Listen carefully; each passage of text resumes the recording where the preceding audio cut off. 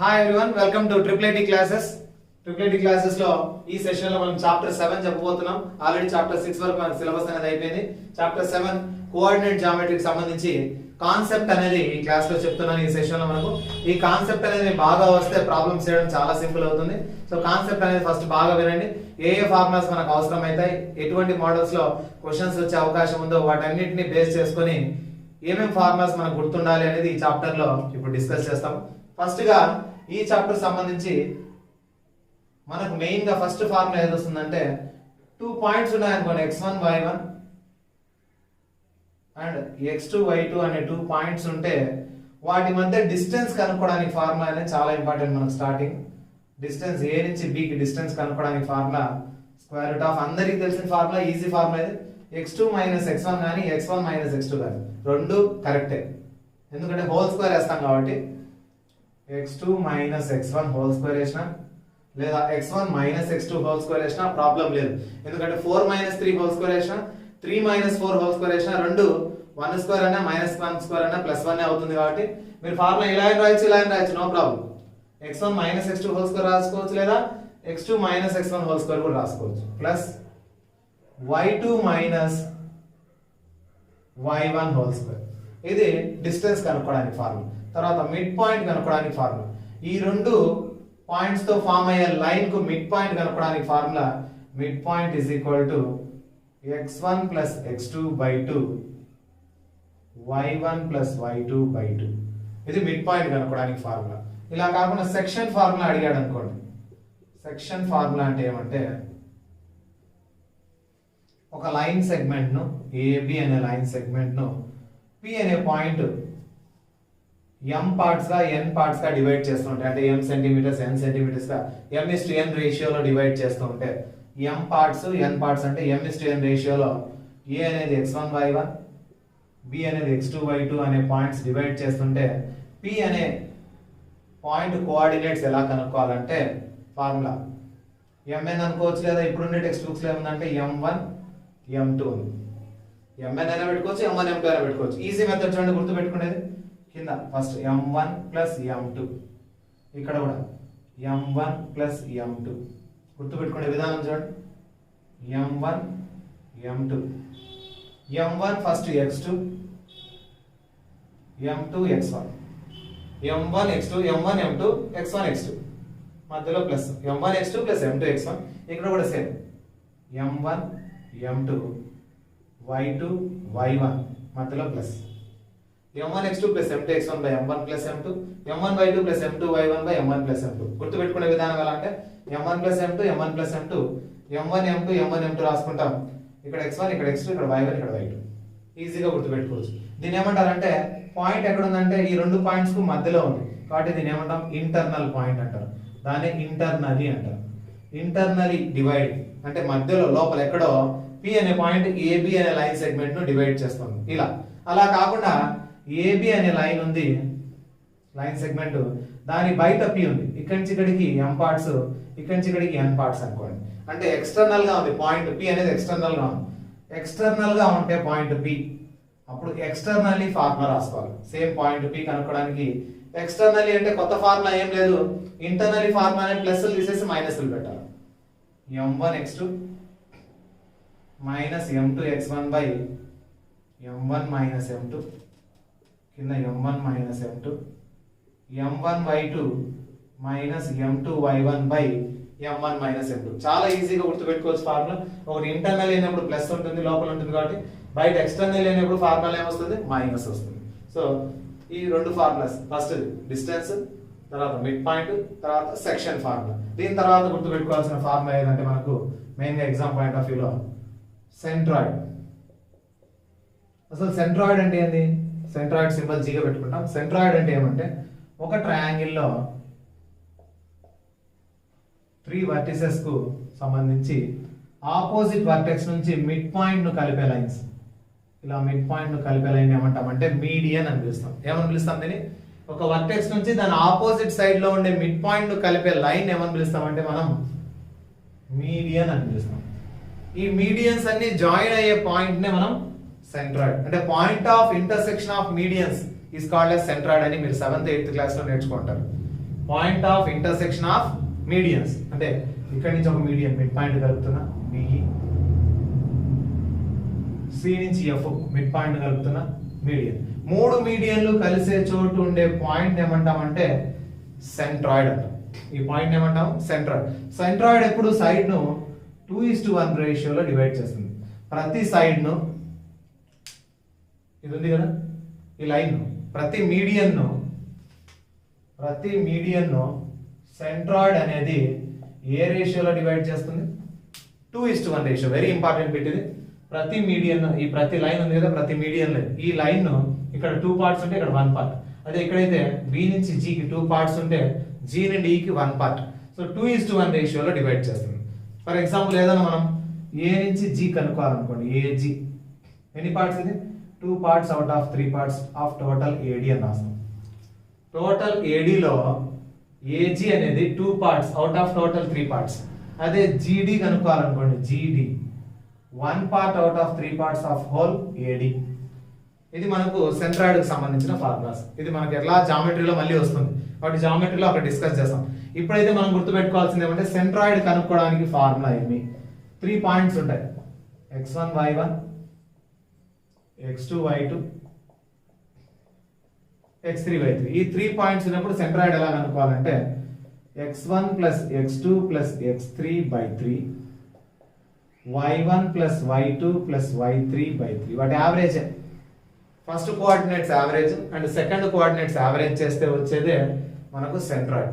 x1 plus x2 plus x3 by 3 y1 plus y2 plus y3 by 3. చాలా ఈజీగా గుర్తుపెట్టుకోవచ్చు మనం సెంట్రాయిడ్ కనుక్కోవడానికి ఫార్ములా. దీని తర్వాత సెంట్రాయిడ్ అంటే తెలుసు కదా, మీడియన్స్ అన్ని జాయిన్ అయ్యే పాయింట్ సెంట్రాయిడ్ అంటారు. ఒక మీడియన్ సెంట్రాయిడ్ ఇప్పుడు 2:1 రేషియోలో డివైడ్ చేస్తుంది.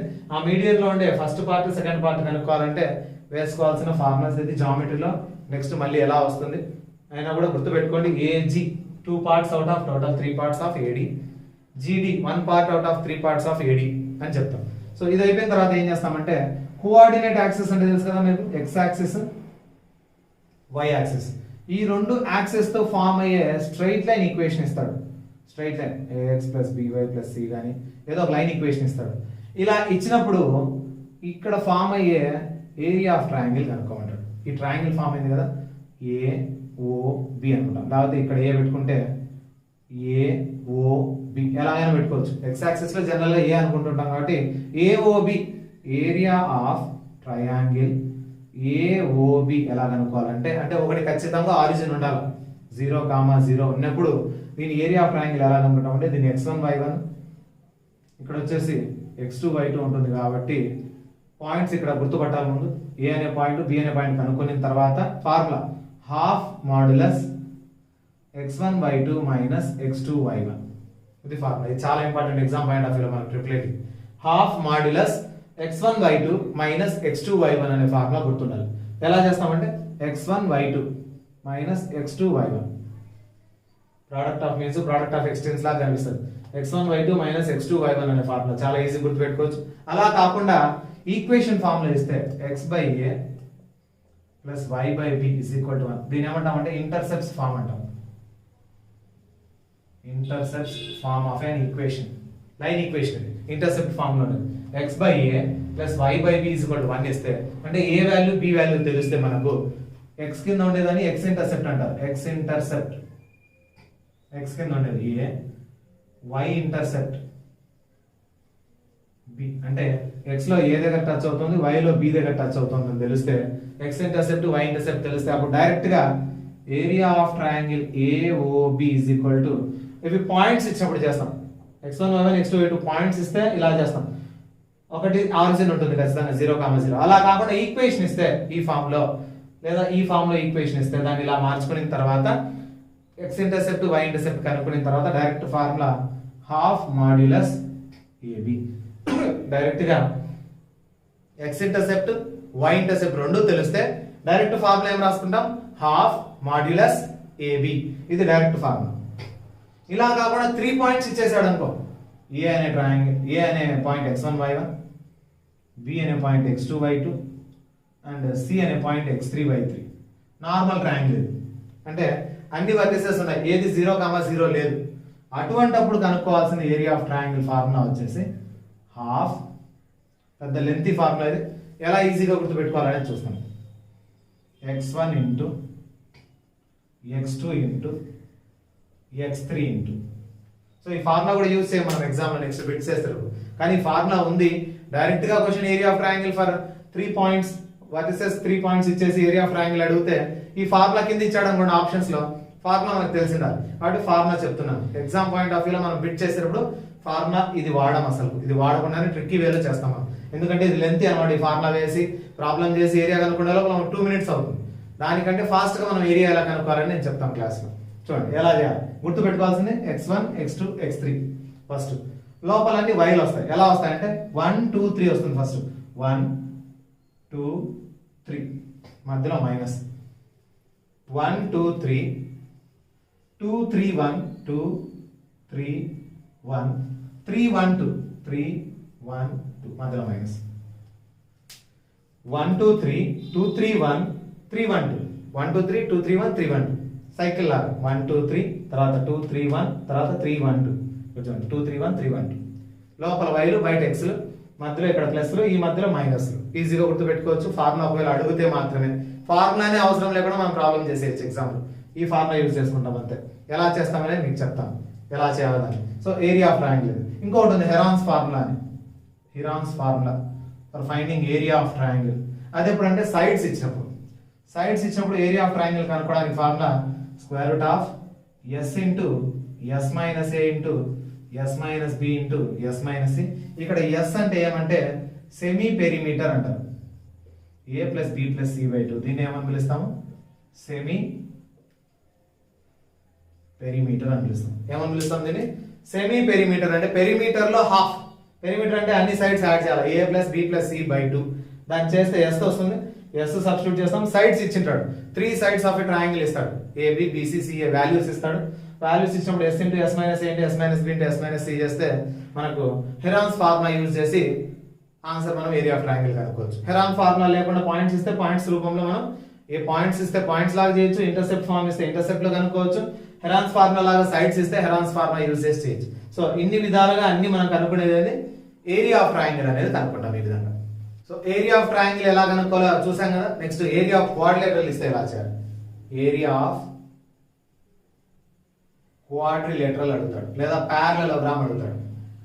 ప్యారలలోగ్రామ్ అడిగితే ఈజీనే, క్వాడ్రిలేటరల్ అడిగాడు అనుకోండి ఇలాగా ఏ బి సి డి అనే 4 పాయింట్స్ ఇచ్చేటాడు. 4 పాయింట్స్ ఏం చేస్తామంటే ఇలా క్రాస్ గా లైన్ జాయిన్ చేసుకుంటాం, అప్పుడు 2 ట్రయాంగిల్స్ వస్తాయి, triangle ABC and triangle ACD. కాబట్టి ఏరియా ఆఫ్ క్వాడ్రిలేటరల్ అయినప్పుడు area of triangle ABC plus area of triangle ACD, 2 areas add చేస్తే మనకు వచ్చేస్తుంది. సో ఇక్కడ ఉండే ట్రయాంగిల్ ఏరియా, ఇక్కడ ఉండే ట్రయాంగిల్ ఏరియా, రెండింటిని యాడ్ చేస్తే మనకు కావాల్సిన ఏరియా ఆఫ్ క్వాడ్రిలేటరల్ వస్తుంది. అదే ఏరియా ఆఫ్ ప్యారలలోగ్రామ్ అనుకోండి, ప్యారలలోగ్రామ్ అప్పుడు ఒక ఏరియా చేస్తే చాలు, ఏబిసి ఏరియా చేస్తే చాలు, ఎందుకంటే ఇక్కడ ఉండే ఏరియాని ఇక్కడ సేమ్ వస్తుంది. ప్యారలలోగ్రామ్ అయితే ఇలా ప్యారలలోగ్రామ్ ఉందంటే ఏబిసిడి అనే ప్యారలలోగ్రామ్ ఉంటే కరెక్ట్ గా హాఫ్ చేసినప్పుడు సేమ్ ఏరియాస్ వస్తాయి. కింద ఎంత ఏరియా ఉందో పైన కూడా అంతే ఏరియా. కాబట్టి దీన్ని డైరెక్ట్ గా 2 into area of triangle ABC చేస్తే చాలు. 2 ఏరియాస్ అంటే ఏరియా ఆఫ్ ట్రయాంగిల్ ఏబిసి చేసినాక డబుల్ చేస్తే అయిపోతుంది ప్యారలలోగ్రామ్ అయితే. సో ప్యారలలోగ్రామ్ మీరు మళ్ళీ చేయాల్సిన అవసరం లేదు. ఏరియా ఆఫ్ ట్రయాంగిల్ ఏబిసి కనుక్కొని అదే ఏరియాని ఇంకోసారి యాడ్ చేస్తే లేదా డబుల్ చేస్తే దాని ఏరియా కూడా మనకు వచ్చేస్తుంది. ఈ విధంగా మనం ఏరియా ఆఫ్ క్వాడ్రిలేటరల్ కూడా ఈజీగా కనుక్కోవచ్చు. ఏరియా ఆఫ్ క్వాడ్రిలేటరల్ అయిపోయిన తర్వాత ఇంకా చివరిగా ఏమంటే అన్ని ఏరియాస్ అని అయిపోయి నెక్స్ట్ స్లోప్స్ కనుక్కుంటుంది. స్లోప్ కనుక్కోవడానికి ఎన్ని విధాలుగా కనుక్కోవచ్చు స్లోప్ అనేది ఒకసారి చెక్ చేద్దాం. స్లోప్ ఎలా కనుక్కోవచ్చు అంటే ఫస్ట్ ఈక్వేషన్ ఫార్ములా ఇస్తే స్లోప్ ఎలా కనుక్కోవాలి, స్లోప్ ఆఫ్ ది లైన్ అని అడుగుతాడు. ఈ లైన్ స్లోప్ ఏమంటే సింబల్ m అని పెడతాము. Slope of the line is minus x coefficient by y coefficient, minus x coefficient divided by y coefficient. నేను రాస్తాను minus x coefficient divided by y coefficient అంటాం. So x ముందర ఉండేది minus divided by why ముందర ఉండేది ఈ coefficient. ఇది ఒక మెథడ్. ఇంకోటి ఏమి ఇస్తాడంటే యాంగిల్ ఇస్తాడు. యాంగిల్ తీటా ఇచ్చి స్లోప్ కనుక్కోండి అంటాడు. స్లోప్ కనుక్కోవడానికి ఫార్ములా టాన్ తీటా. యాంగిల్ ఇచ్చినప్పుడు యాంగిల్ తీటా వాల్యూ ఇచ్చినప్పుడు స్లోప్ కనుక్కోవడానికి formula slope m is equal to m అంటే స్లోప్ అని m is equal to tan theta.